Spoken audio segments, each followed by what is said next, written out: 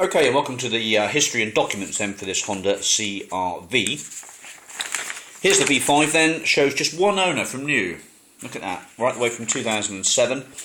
I have spoken to the previous owner, a nice gentleman, had an electrical business, and he filled me in with a few other details. Let's just run through this a second before I go to that. Honda CR-V Executive I VTEC 5-door petrol car. 192 grams per kilometre, that's £265 a year to tax this car, in the colour black. Obviously no outstanding finance, HPI or any adverse claims to report, so it's all nice and clear.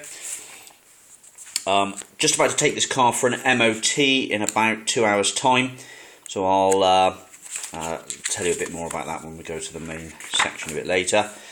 But it was supplied by Allendale Honda.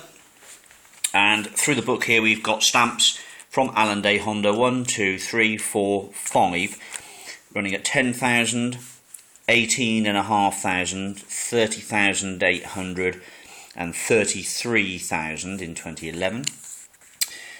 55,700 on 2011, 70 in mid-2012, 80,000 in 2013.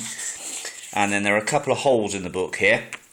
Under the bonnet I found two stickers from Haynes, which is the garage that did the last two service of Lopcombe Corner, and I have spoken to them. Let's just go to that, these two last stamps. 108,691, it had front discs and pads, battery, all done at Haynes. And 119 on February 2015, it had oil, plugs, air filter, oil filter. And that was done. Also looks like the rear discs have been done and pads have been done recently as well. Now I've called Haynes Garage, and unfortunately they changed their system from digital at these points to paper, which were back in 2012.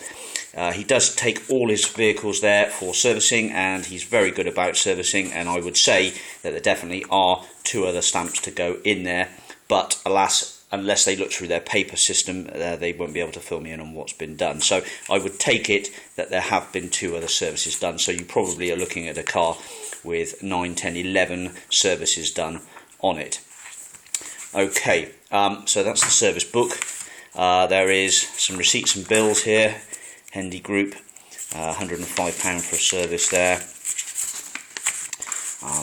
Nothing much really, that was some time ago, I'd have thought. Other things we've got, the MOT, which had no advisories on at the last point at 2014. Actually, there were some advisories, but it looks like he had them done. And there's the previous one. So this is just all MOT history. You can find this out quite happily on the DVLA VOSA website. Very simple to do these days, you just need the document reference number. So these are all MOT certificates, passes and advisories, going back to the old style ones as well. This is quite interesting. This is the original purchase receipt from Allendale Honda, and it shows that the car was £24,577, and it had running boards at £500 and a rear spoiler at £300 and an optional set of mats, and a 5-year service plan as well at £500.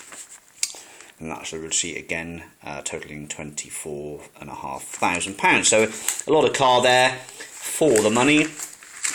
So the service book is there, a spare key is in there, which is a remote type, and there is another key which I'm using at the moment, and there's another service check at 10,000 miles.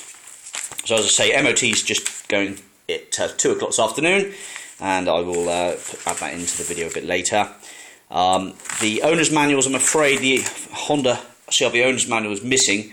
Unfortunately it's disappeared during the point of me collecting the vehicle, and the thing is you can easily access the PDF document on Honda's website, which is the full owner's manual, or simply buy one off of eBay, but it's not too complicated a procedure.